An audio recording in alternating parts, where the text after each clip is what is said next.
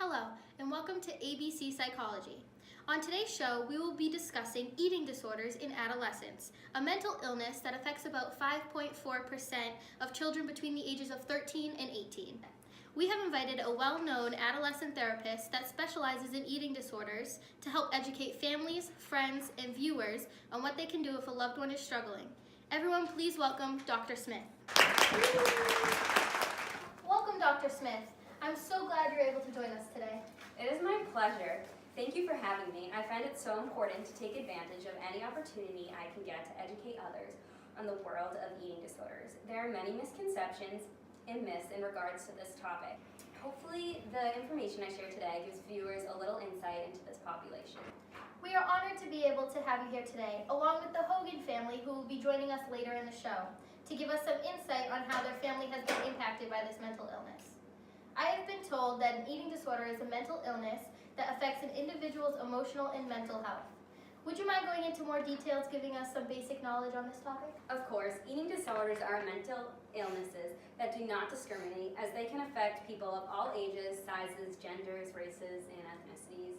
This illness can be characterized by irregular eating patterns, obsessions with food, and concerns about body weight, all of which impact the daily living of an individual. Individuals with eating disorders tend to utilize maladaptive techniques to cope with situations. For the purpose of today's discussion, I will be gearing this towards eating disorders in adolescents, meaning up to 18 years of age. I've heard people say that an individual must be anorexic because of a specific body feature, like collarbone showing or thigh gap.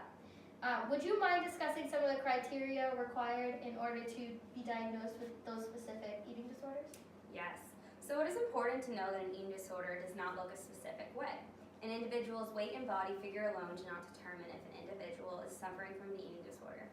Specifically, anorexia nervosa is characterized by restricting food intake, which leads to a low body weight, having an intense fear of gaining weight, and becoming fat despite the current size. It also includes being unable to recognize the condition of one's low weight. Bulimia nervosa is characterized by recurrent episodes of binge eating followed by compensatory behaviors in order to prevent weight gain. Binge eating disorder is characterized by recurrent episodes of binge eating that are not followed by compensatory behaviors. Thank you for differentiating between those disorders. In your professional opinion, Dr. Smith, why would you consider the discussion of eating disorders to be of importance, especially when talking about youth? It is important that adults are informed on this topic, as they are the people introducing children into the world, shaping their perspectives. Because children are malleable, knowing possible signs and symptoms as well as preventative measures can better allow role models to intervene. What are some common signs parents should be aware of that can be indicative of potential eating disorder? Some common warning signs include preoccupation with weight, food, calories, dieting, difficulties concentrating, dizziness, like some dental problems in case there is some purging. As a parent, I've noticed children engaging in obsessive rituals. Should I be worried, or is this normal for age development? So some children develop obsessions and rituals that must be done, but most likely this is an age-dependent behavior and that usually disappears after age 6 or 7. If obsessions don't disappear as the child moves into adolescence, that's when you should probably be concerned and look into it. Childhood obsessive compulsive traits, such as perfectionism, having to follow the rules, and concerns about making mistakes, are more common in women who developed eating disorders than women who didn't. Thank you for clarifying that and giving us some background knowledge on the topic of eating disorders. I would now like to welcome to the show Mrs. and Mrs. Hogan, parents of Grace Hogan. The Hogans have been kind enough to share their experiences as their daughter is currently in recovery after years of battling an eating disorder. We are honored to have you here so we can learn more about your experience with your daughter. It's our pleasure. If individuals knew the seriousness of this disorder, then maybe we would be able to help them before it gets worse. Mrs. Hogan, when did you become aware of your daughter's eating disorder? Well, unfortunately, my wife and I were not aware of the eating disorder until our daughter fainted multiple times, and we eventually brought her to the hospital. When we brought her to the hospital, they told us that when they looked at her past weight records, that she had lost a significant amount of weight in a small period of time, and that's when they made us aware that she had an eating disorder. My wife and I were so heartbroken when we realized our daughter was struggling so much, and we discovered that she was really internalizing all of her problems, which is really common in adolescent girls. And she's always been a type A child, so she's a perfectionist and she has obsessive behaviors. We never really thought anything of it. But once we became more informed about eating disorders, everything started to make sense. That sounds terrifying for any parent to experience. Around how old was Grace when all this happened? How's she doing today? I don't know that I can exactly pinpoint when it first started. It probably started around when she was 12, I would say. She's been in recovery for about a year, and we're really, really proud of her. It's going to be a long road, but so far she's doing really great. Not every girl goes through puberty at the same time, although it seems like Grace's age aligns with the typical age for body changes to start occurring. A lot of times transitions into puberty can cause girls to become vulnerable to social pressures, especially if individuals changing drastically compared to other peers.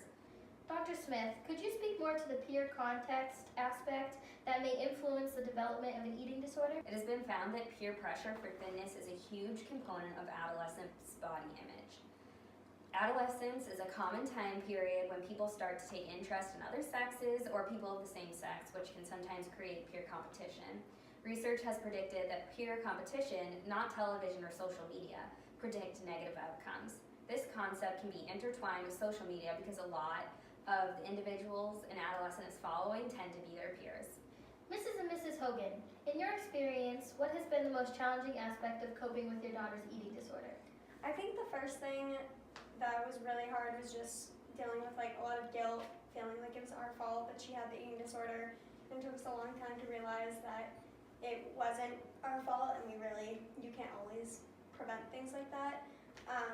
There are many contributing factors to an individual developing an eating disorder, and now it's our job to just support our daughter. Along with what my wife had said, I had a lot of trouble understanding why Grace was so resistant to gaining weight for a long time. As a parent, it was really challenging to watch our little girl struggle in that way. What types of changes have you and your family made to support your daughter in her recovery? We've been seeing a family therapist who has really helped change our family dynamic for the better. We used to have poor communication and avoid conflict. We raised Grace in a household where emotions and feelings were not talked about, and I think that's why Grace is internalizing her feelings. Opening up the lines of communication has really helped our household. Mrs. and Mrs. Hogan, I just want you to know that family functioning is often very influential in a child's development, but it is nothing you did wrong. Children respond differently to their environments. For example, if one child experiences an eating disorder and their influences in their environment, the other child living in the same environment, same household, can develop on the typical track. It is reassuring to know that us as parents were not the sole reason why our daughter has this eating disorder. Now that our family is functioning better and we're communicating more, Grace has been more open with how she's doing, and she's able to voice if something happens. Our family as a whole is trying to be more intentional with the words that we use to label food. We have learned that labeling foods with words like good, bad, healthy, or unhealthy just reinforces the food rules her eating disorder had previously pushed on her to follow. We have also stopped criticizing our bodies and placing more value on characteristic traits. It is really difficult to break old habits and ways of viewing things, but I'm sure Grace really appreciates that you were trying to be more intentional. Dr. Smith, do you have any other recommendations for our audience before we wrap up tonight's show? Sure, so children do learn by example, so I would recommend that parents display behaviors that they want their children to develop. Avoid skipping meals, dieting, and placing huge value on your body appearance versus the character traits that you do have and should be proud of. Also, just be there for your child and let them know you are there without judgment, because no matter what, you will always love them. I think those recommendations can be useful for anybody, whether they have a loved one suffering from an eating disorder or not. I know recovery is a long road, but I would just like to commend Grace for how far she's come. I want to thank Mrs. and Mrs. Hogan for their willingness to come on the show. I would also like to thank you, Dr. Smith, for enlightening us with your knowledge. I am now more aware of what an eating disorder is and the effects this mental illness can have on individuals. Thank you for joining us today on ABC Psychology.